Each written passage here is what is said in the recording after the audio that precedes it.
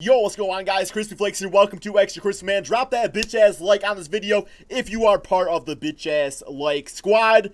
I don't know if that even exists, but it does now, man. It does now. For today's video, we are back at it again with another Wilson C video titled The 10 Best 2019 NBA Free Agents Still Available. So I thought it'd be fun to listen to this list right here. Now, keep in mind, by the time you're watching this, maybe one or two of these guys have been signed, but kind of give you guys my thoughts and opinions on which teams I think could really use the players listed here. So let's go and hop into this, man. I'll link to Wilson's channel in the description below. Makes great content. Let's check this out. How's it going, guys? My name's Wilson. After the announcement of the Russell Westbrook-Chris Paul trade, we now have an idea of how we anticipate every team to be in the upcoming 2019-20 season. With all the superstars set with their new teams, the next big move will likely be CP3 looking to join a playoff caliber team after the signing of Tyson Chandler to the Houston Rockets. I like that pickup a lot. That was a nice pickup. Impactful free agents left in the market. Here are 12 of the best 2019 NBA free agents still available. Jonas Jerebko. Jonas Jerebko. So Jerebko is like a guy that could come off your bench and stretch the floor a little bit for you. Not going to give you like a ton, but it's going to give you something out there. Oh, man. You know, I think the Houston Rockets would be a pretty solid fit. Honestly speaking, like put him in the game at times with like Clint Capella, put him at the 4 spot. Just have him out there spacing the floor a little bit for Russell and James Harden. I mean, he likes to shoot threes. That team likes to shoot threes. Seems like just like a low-key decent fit. Like nothing too crazy, but would definitely be able to help out. The 32-year-old averaged 6.3 points as a backup power forward for the Warriors last season. His best days are behind him. Wasn't much he of never a really had in good the days. playoffs the last 2 years with the Jazz and Warriors, but can still knock it down from deep. Korver, who's been passed around like a... Kyle Korver. I don't know how much Kyle Korver has left to give these days. I would be okay with him just joining the Lakers and just playing, like, limited minutes out there. Like, kind of use him selectively. But, of course, you know, he has good chemistry with LeBron James. So, toss him on the Lakers. Why not? Make him that minimum contract. Pipe over the last month from Utah to Memphis. 76er would be kind of cool, too. Waived. The 38-year-old's on his last legs, but given 15 minutes of action, he's still as deadly as anybody from 3. Averaged 8.6 points last season, was a useful bench player for the Jazz, took 72% of his shots from downtown last season, and connected on almost 40% of them. Heading into his 17th still get year, it done, the man. 6'7" sharpshooter still without a ring, and will be looking to join a contender. Vince Carter, who announced he will be... Vince Carter, man. Who could use Vince Carter? Oh, man. You know what? If Kawhi Leonard was still on the Raptors, I would have loved that. But honestly speaking, like, maybe a team like the Clippers or even the Golden State Warriors, he gets some playtime out there because at small forward position, they got, like, Alfonso McKinney starting at small forward right now. So, you know, just if he wants to get out there, get some minutes, but still play on a team that could still do something, I think the Golden State Warriors might be a decent fit. Him alongside Steph Curry would be kind of cool to see. Coming back for one final season, 22 years in the National Basketball Association, give me much these days, but will become still the first player to play in 4 different decades. But the question is, where will he go next? The 42-year-old played for 8 different teams, Denver Nuggets, other nice. former stars who ages. Carter has yet to join a contender at the twilight of his career, seeking for an NBA title. Instead, spend time mentoring the young guys in Atlanta, Sacramento, spent 3 seasons and in I think Memphis, he's okay with that. 3 with Dallas, being on bad teams each of the last 2 seasons, playing less than 18 minutes a game. VC has been averaging single digits in scoring each of the last 5 seasons. If he wants to chase a ring, the Clippers, Lakers, and Sixers make the most sense. Perhaps he will return to the Nets for one last time. We all know his final days as an NBA player is ticking. If he plays more than 41 games next season, he'll surpass Dirk Nowitzki for 3rd all-time in most career games played. Jamal Crawford, who became... Jamal Crawford, oh man. Did he even play last season, really? I think he was on the Suns, but didn't really play. I don't even remember what Jamal Crawford's been doing these days, man. I don't have a good choice for him. He's a nice player. I just can't really think of like a team that he just automatically fits right into. I guess maybe the Brooklyn Nets, like if you do want more of like a veteran guard out there, that would be kind of decent. I feel like he could be a nice, decent mentor for like a Karis LeVert. Of course, him and Kyrie in the backcourt together would be kind of fun to watch at times. So something like that. The maybe. oldest player in NBA history. Just to give you like that boost of scoring with KD out for next season. You know what I'm saying? Over 50 points in a single game last season at 39 years old. So he did play. Came off the bench, putting up almost 8 points a game. Can still contribute in limited minutes. The Sixers, Heat, and Nets can be potential destinations for Jay Crossover. Jeremy Lin, the soon-to-be 31. Jeremy Lin, backup point guard these days. I think just for the culture, I think he should go back to the Knicks. The Knicks would be a lot of fun, man. Like, Dennis Smith as starting point guard, use Jeremy Lin as a backup. People would love that. Like, he didn't get to play for the Raptors at all, so if he goes to a championship contending team, change sorry, he's not in the rotation, although I think he had injury issues.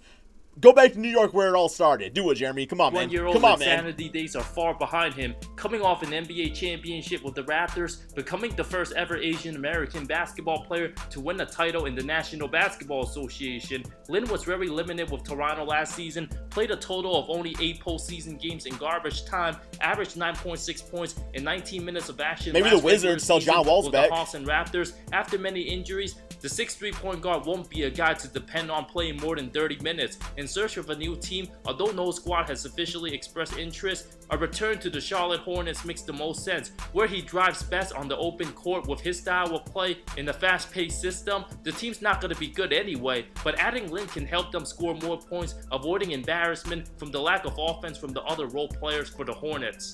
Joakim Noah, overseas, who bounced back a little bit with the Memphis Grizzlies, putting up 7.1 points, 5.7 rebounds in 16.5 minutes last season. He looked 100 times better last season than with his awful tenure with the Knicks. Got himself back in serious shape, will be 35 years old next February. I can see him come off the bench for a team like the Boston Celtics or even the Los Angeles Clippers to draw an extra body at DeMarcus Cousins. Lance Stevenson, who doesn't seem to fit anywhere besides the Pacers. The Lakers.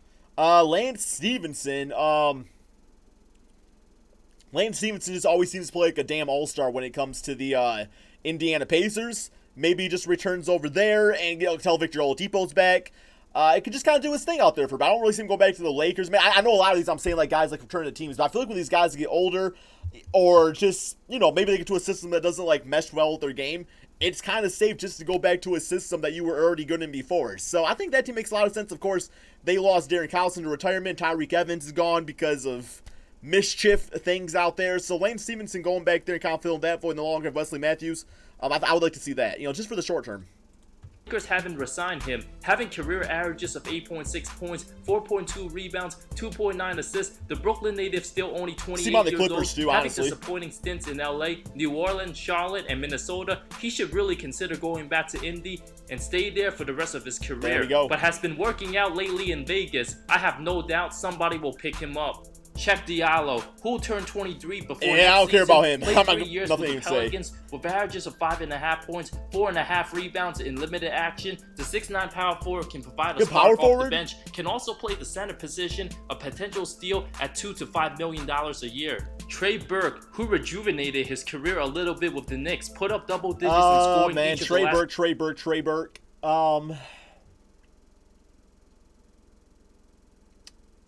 I don't really have a team that just those are nice stats right there. Those are hell of a good stats. I don't really have a good team for him. He's a nice player. I love Trey Burke. A lot of good college memories. But I don't really think there's an NBA team out there that absolutely needs this man's talents right now. The Minnesota Timberwolves would be kind of interesting. Get more like a scoring guard, play alongside Jeff Teague, I guess. Maybe a little replacement of Derrick Rose with him being off the team now, I guess. 2 seasons in 20 minutes of action, is a useful scorer coming off the bench, can create his own shot at times. Very surprising to see him still being available in the market. Will turn 27 years old in November. And of course, who can forget about Carmelo Anthony, who's been the laughing... Carmelo Anthony, I know I'm kind of being the dead horse with this one. I would absolutely love for him to go back to the Denver Nuggets. But only if he was to accept a role, because literally that small forward position is just wide open for the taking. And that would be so amazing, because right now they're probably going to play some Will Barton, maybe some Torrey Craig, see how Michael Porter Jr. is back from injury. But damn, it's like that position is just there for Melo, and just it would be such a great story if he could help that team. You know what I'm saying, bro? I would just love that so much. I don't think it happens. I don't know if Melo plays with any team but the Lakers. Maybe the Miami Heat with Chris Paul and Jimmy Butler, assuming Chris Paul goes over there, I guess I should say. But we'll see. Stock of the NBA over the last couple of years. Although he can still put up solid numbers, his inefficiency combined with his lack of defense and play style with age doesn't fit my boy in Chauncey NBA. called him out. Former teammate Chauncey Billups said it best. that Melo is too prideful, scoring 30 points a night. He Put would him get back on the upset if Knicks he for a scores season. 20 to 22 points and the team wins. But when he drops 36 and loses, he's trying to pick everybody up. A selfish indication of what Melo's about. A terrible sign. He did embrace coming off the bench last season with Houston, but it was simply too late. At 35 years old, he's more talented than most of these other free agents, but being a team player and committing to heavy sacrifices is a huge challenge. If Melo wants to accept playing 10 to 15 minutes a game on a good team, it's a heavy black mark that he's been available since January and still no offer from any still think anybody NBA wants team. him now. The real Too much scary drama. question is whether Carmelo Anthony will play in the NBA ever again. Justin Holiday, who's a solid shooting guard with averages of 10.5 points, almost 4 rebounds. Justin Holiday, I'm trying to think of any team that is in dire need of a shooting guard. I mean, if he wants a limited role, maybe the Boston Celtics, Marcus Smart. It can get a little streaky from 3 at times, more the defensive guys. If you want more of the offensive guys there. Although I'm looking at his freaking field goal percentage, and I'm sure maybe a lot of that missed layups and stuff. I want to see his 3-point percentage. A season ago, the 30-year-old was traded from the Bulls to Memphis. Maybe get some minutes on Charlotte. Season, where a week ago, because they don't got Jeremy Lamb anymore. Bulls, Raptors, Pacers, Wizards, Hornets, and Cavs were interested. Where Memphis is open to a sign and trade, but no progress has been made as of yet. He's a guy who can put up numbers on a bad team, but will get limited playing time on a good one. Honorable mentions includes Pau Gasol, Ryan Anderson, Thabo Sefolosha, Kenneth Faried. I love Kenneth Faried in a small ball system. Pau Gasol, I wouldn't sign him anymore. Ryan Anderson, been there, done that. Thabo Sefolosha, I think he played for the Jazz for a bit. I liked that. Jonathan Simmons, I know he was on the Spurs before. Then Iman Shumpert. I mean, maybe in a very limited role he could find a team. But overall, man, I thought, I don't know, man. A lot of these guys probably are not on teams for a reason. And a lot of them are not going to be big-time impact players at this point, because if they were, they would have been signed by now. I just think a lot of NBA teams are ready to move on to bigger, better things, man. So give me your guys' thoughts and opinions on this list in the comment section below. Where do you think some of these guys could go, especially Melo, guys? Do you think there's any team out there that could use his skill set? Thank you all so much for watching. Be sure to drop that like, subscribe if you're new to my channel, and peace out, my friends.